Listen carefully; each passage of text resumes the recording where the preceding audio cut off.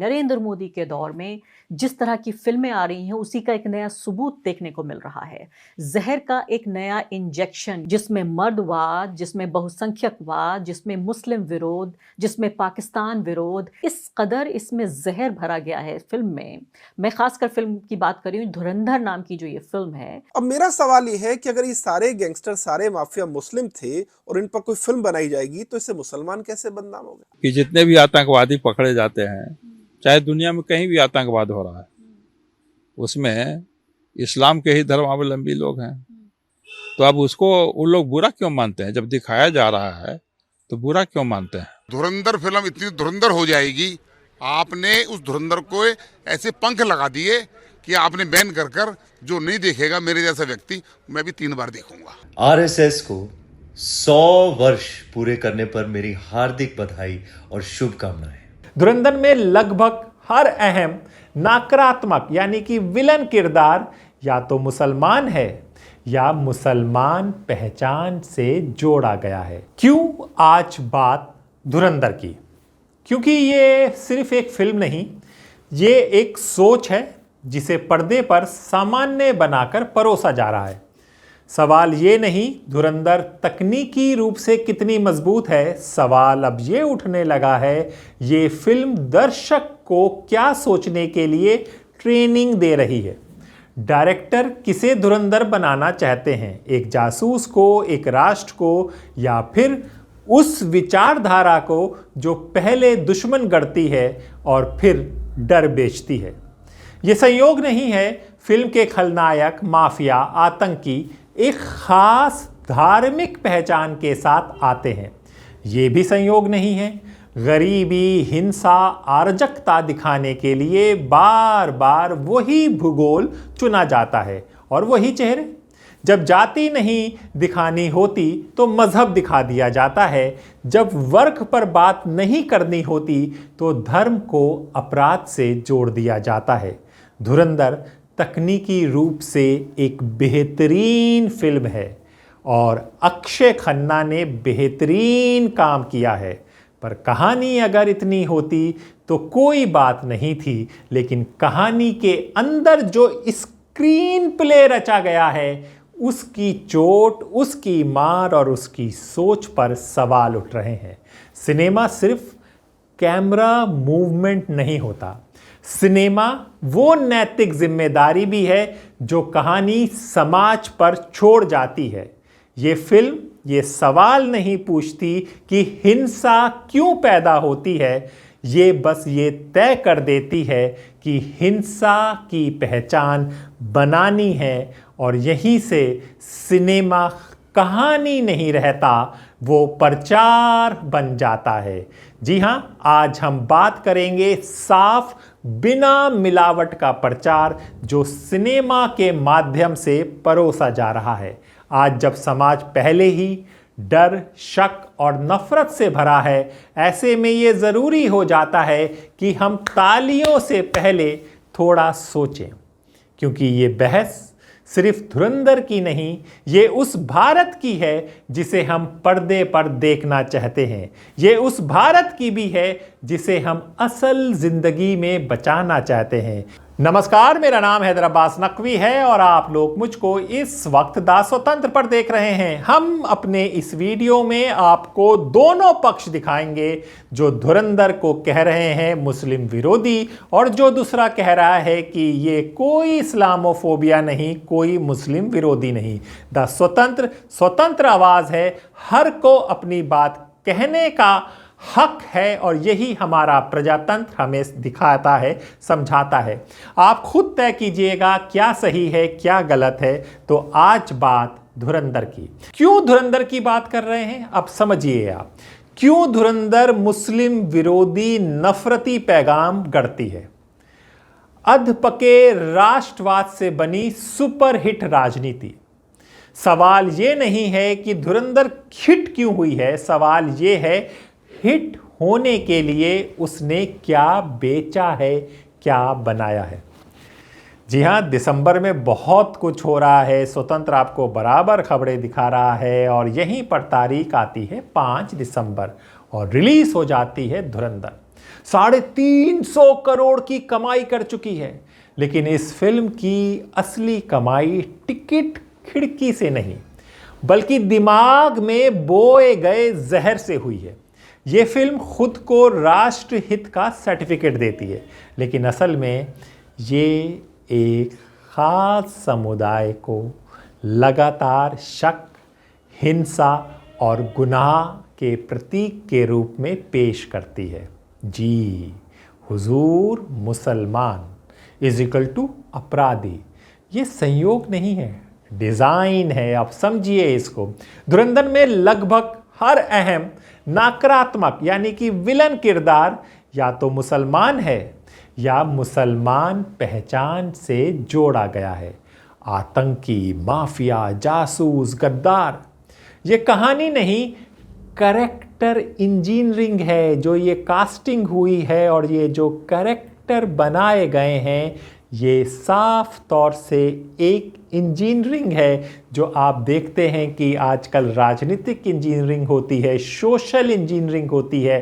इसी तरह से कैरेक्टर दिखाए गए हैं, क्योंकि आपके साथ में कोई यूसुफ घूमेगा, कोई अथर घूमेगा, कोई अखलाक घूमेगा, तो आप उसके नाम से क्या एसोसिएट करेंगे, क्या पहचानेंगे? उस पहचान को बनाने का नाम ये फिल्म धुरंधर है।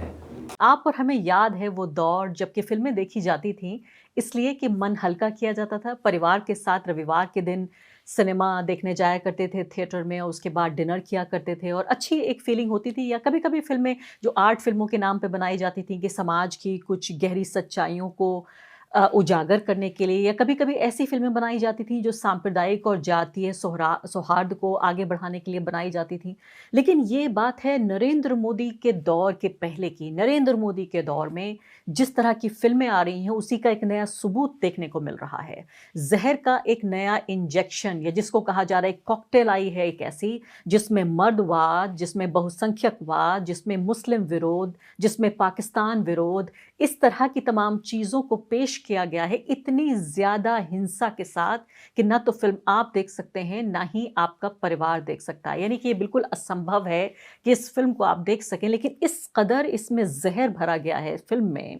मैं खासकर फिल्म की बात कर रही हूँ, धुरंधर नाम की जो ये फिल्म है, इसमें कहा जा रहा है कि एक जासूस की ये कहानी है जो पाकिस्तान के बलूचिस्तान में बेस्ड है, लेकिन भारत में भी जो 26/11 का हमला है या उससे पहले भी कई तरह के जो आतंकवादी हमले हुए हैं उन पर ये आधारित फिल्म है। लेकिन इस फिल्म में मैंने जैसे आपको बताया कि मर्दवाद और बहुसंख्यकवाद और मुस्लिम विरोध, क्योंकि समस्या ये नहीं है, पहली बात तो किसी भी तरह का नाजायज़ विरोध किसी भी देश का, चाहे वो बांग्लादेश हो, पाकिस्तान हो, श्रीलंका हो या अमेरिका हो, नहीं होना चाहिए। और ख़ासकर एक तरह के कल्चरल जो एक सांस्कृतिक हथियार है उसको इस्तेमाल करके जो फिल्में हैं, लेकिन यहाँ पाकिस्तान के बहाने सीधे तौर पर भारत के मुसलमानों को निशाना बनाया जा रहा है। उनके जो जीने का तरीका है, उनकी पहचान को निशाना बनाया गया है, क्योंकि पाकिस्तान तो सिर्फ बहाना है, जो भारतीय मुसलमान है वो निशाना है। धुरंधर फिल्म में बेहतरीन एक्टर्स को लेकर एक्टिंग इस तरह से कराई गई है कि ये पूरे तरीके से बिलीवेबल स्टोरी है। तो यही सबसे ख़तरनाक बात क्या है कि अभी बहुत सारी ऐसी फिल्में आई हैं पिछले दिनों में जो कि इसी तरह की बहुसंख्यकवादी जहरीली राजनीति में बनी है, लेकिन वो ख़राब फिल्में बनाई गई हैं, इसलिए उन्हें ज़्यादा लोग नहीं देखते।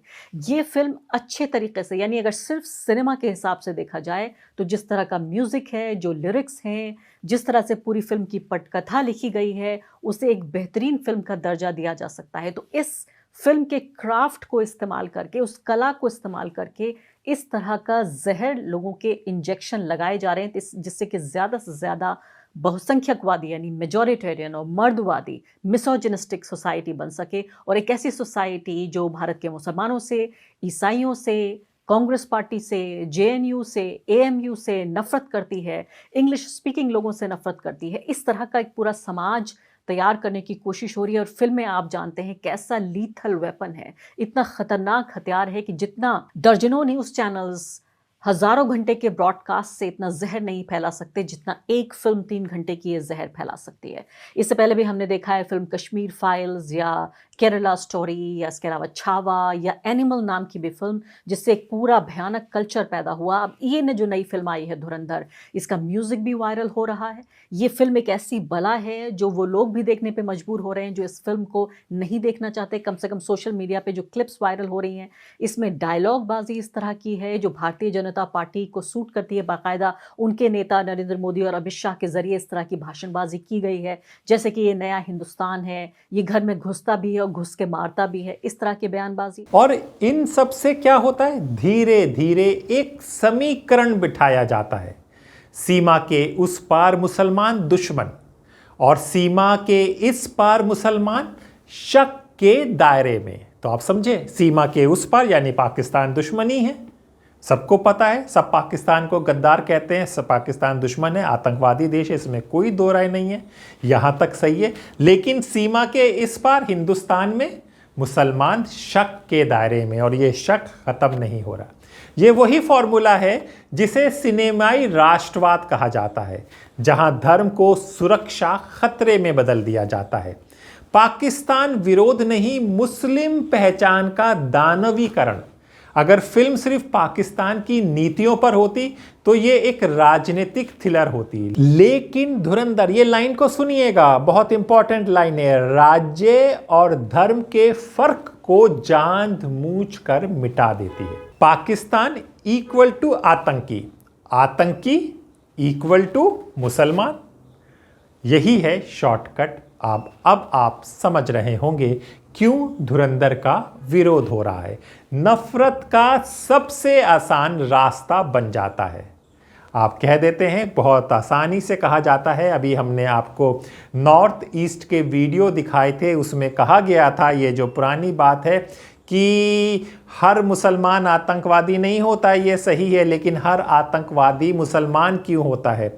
भाई, ये नैरेटिव सेट किया जाता है कि मुसलमान है तो खतरनाक है। जी हाँ, बलूच, सिंधी, पश्तून, इनकी जटिल राजनीतिक सच्चाई को एक मुस्लिम माफिया में समेट दिया जाता है। ये संज्ञान नहीं, सरलीकरण के नाम पर सांप्रदायिकता है। भारतीय जासूस, नैतिकता से मुक्त, हत्या की मशीन, फिल्म का नायक, देशभक्ति के नाम पर हर नैतिक सीमा तोड़ सकता है, धोखा, हत्या, भावनात्मक शोषण सब कर सकता है। वो एक मुस्लिम लड़की से प्यार करता है, लेकिन उसे इंसान नहीं, सूचना का साधन मानता है। ये संदेश साफ है, मुस्लिम जीवन की कोई कीमत नहीं। फिल्म में तो यही बताया गया है। अगर राष्ट्रवाद की स्क्रिप्ट आगे बढ़ रही हो तो ये वही जगह है जहां राष्ट्रवाद फासीवाद में बदलने लगता है। अब जो फिल्म आई है उस फिल्म में आतंकवाद के बारे में दिखाया गया है। अब ये संयोग है कि किसी आतंकवादी का इस्लाम से संबंध है, और ये संयोग है कि जितने भी आतंकवादी पकड़े जाते हैं, चाहे दुनिया में कहीं भी आतंकवाद हो रहा है, उसमें इस्लाम के ही धर्मावलंबी लोग हैं। तो अब उसको उन लोग बुरा क्यों मानते हैं? जब दिखाया जा रहा है तो बुरा क्यों मानते हैं? बुरा मानना नहीं चाहिए। और जब फिल्म है, फिल्म तो अपनी भारत में अभिव्यक्ति का अधिकार है, संवैधानिक अधिकार है, और फिल्म में अगर कोई आपत्तिजनक बात होती तो यह भारतीय सेंसर बोर्ड उसको पास करता है, सेंसर बोर्ड उसको काटा होता है। अनेकों फिल्में हमेशा कट होता है। तो फिल्म उचित है और फिल्म का प्रदर्शन रोकना उचित नहीं होगा। ये अभिव्यक्ति का अधिकार पर हनन होगा। बल्कि इसके उलट उन देशों को जो इस्लामिक देश का विरोध कर रहे हैं, उनको आत्मनिरीक्षण करना चाहिए कि क्यों, यदि आतंकवाद के विरुद्ध कोई भी चीज़, वक्तव्य दिया जाता है, बयान दिया जाता है, फिल्म दिखाई जाती है या कोई आंदोलन किया जाता है, तो उसका वो विरोध क्यों करते हैं? इससे ऐसे आतंकवादी तत्वों को बल मिलता है। तो वो अपना आत्मनिरीक्षण करें और अपना विचार बदलें। अब सुन लीजिए उनको भी जो इस फिल्म के पक्ष में बोल रहे हैं और ये कह रहे हैं कि इसमें कुछ भी ऐसा नहीं है। दोस्तों, धुरंधर फिल्म रिलीज होने के बाद कहा जा रहा है कि फिल्म तो मुसलमानों को बदनाम करती है, इस्लामोफोबिया फैला रही है, आदित्य इधर बीजेपी का एजेंडा प्रमोट कर रहे हैं। इन सारे बातों में कितना दम है, आइए मैं अपनी दो कौड़ी की राय देता हूँ। पहली बात तो यह है कि फिल्म है वो कराची के लियारी इलाके में बेस्ड है और पाकिस्तान में भी हर कोई जानता है कि एक वक्त यहाँ पर किस तरह का गैंगस्टर एक्टिव था, किस तरह के माफिया एक्टिव थे।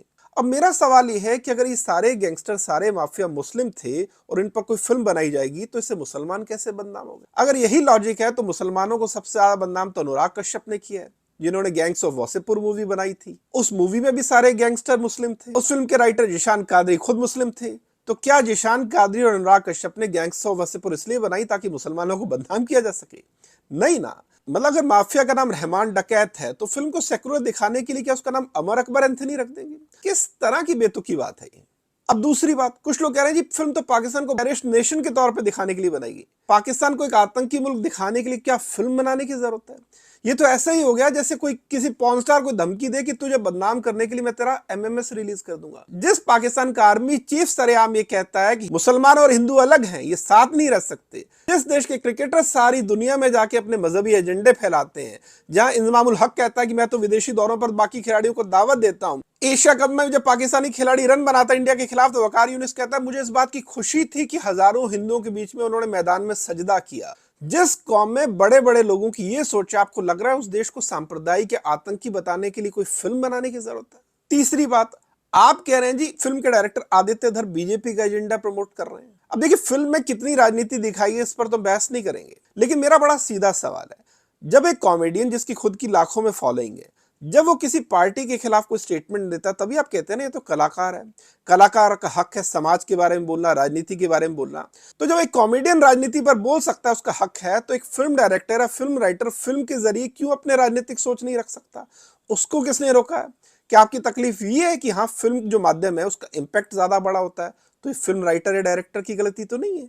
अगर आप उसके पॉइंट ऑफ व्यू से इत्तेफाक नहीं रखते तो आप अपनी अलग फिल्म बना लीजिए, लेकिन उसे इस बात के लिए कोसना कि तुम इसमें बड़े सटल तरीके से राजनीति क्यों घुसा रहे हो, ये तो कहीं से अक्ल की बात नहीं है। ये तो फिर वही बात हो गई ना कि आप कहते हैं देश में इंटॉलरेंस बढ़ी है, तो आप किसी कलाकार को सही तरीके से अपनी बात रखने के लिए उस पर आपत्ति क्यों कर रहे हैं? आपसे बड़ा इंटॉलरेंट और कौन है? मतलब मेरी हैरानी है कि अगर कोई मुसलमान आतंकवादी है तो इन लोगों को यह नहीं लगता कि वो मुसलमान इस्लाम को बदनाम कर रहा है, लेकिन हाँ उस मुस्लिम आतंकी पर अगर कोई फिल्म बना देता है तो इनको लगता है वो आदमी इस्लाम को बदनाम कर रहा है। वाह क्या लॉजिक है। ये स्वतंत्र है, सब अपनी बात कहने के लिए सही है। राजी बनाम धुरंधर फर्क राष्ट्रवाद का है। देखिए धुरंधर फिल्म मैंने देखी तो नहीं है, लेकिन चर्चाएं बहुत सुनी हैं और उसमें पाकिस्तान जिस प्रकार से नापाक हरकतें हमारे देश के प्रति करता है, तो उसमें वो ऐसे कुछ पिक्चर्स में सीन दर्शाए गए हैं और निश्चित तौर पर कि इस्लामिक कंट्री तो उसको बैन ही करेंगी। सच्चाई को कौन स्वीकार करता है, लेकिन एक मैसेज दूर तक जाएगा कि और समझ लेना चाहिए हमारी देश की अपोजिशन पार्टी को, जो पाकिस्तान के राग अलापती रहती हैं कि किस प्रकार से कोई भी फिल्म, अच्छी अच्छी फिल्म आती है, लोग देखते हैं, बुरी है अच्छी है, बैन करना इस बात को दर्शाता है कि आपकी हमारे प्रति, हमारे देश के प्रति दुर्भावना है, आप गलत चीज़ को नज़रों से देखते हो और इसलिए 50 बार बैन कर लो। लेकिन नेट, इंटरनेट, मीडिया, इन चीज़ों के माध्यम से धुरंधर फिल्म इतनी धुरंधर हो जाएगी, आपने उस धुरंधर को ऐसे पंख लगा दिए कि आपने बैन कर जो नहीं देखेगा मेरे जैसा व्यक्ति, मैं भी 3 बार देखूंगा। ऐसी ही फिल्म राजी थी जिसमें भी देश के लिए काम करने की कीमत अंततः आत्मगलीन बनती है। धुरंधर में देश के लिए किया गया अपराध तालियों में बदल जाता है। ये फर्क बताता है अब सिनेमा सवाल नहीं पूछता, बस सुनिएगा ये लाइन, सिनेमा अब सवाल नहीं पूछता, कम से कम पिछले 11 साल से, बस आपको बता देगा ये आपका दुश्मन है और आपका दुश्मन तय कर देता है। ये फिल्म क्या सिखाती है ये भी समझ लीजिए। ये नहीं कि आतंकवाद गलत है, ये नहीं सिखाती, वो तो सब जानते हैं। फिल्म सिखाती है कि हिंसा जायज़ है, अगर वो हम करें तो वो कौन है? अक्सर वो मुसलमान होते हैं। सबसे ख़तरनाक झूठ जो धुरंधर में है, धुरंधर का सबसे बड़ा झूठ ये है कि भारत को सुरक्षित रखने के लिए हत्या की मशीन बनना होगा। हुजूर, इतिहास गवाह है, जब राष्ट्र नफ़रत को ईंधन देता है तो सबसे पहले लोकतंत्र मरता है। नमस्कार, मैं रणवीर सिंह।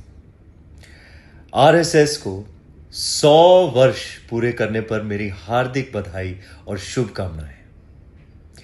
पिछले 100 सालों से संघ ने देश की सेवा में जो योगदान दिया है उसके लिए मैं दिल से धन्यवाद देता हूं।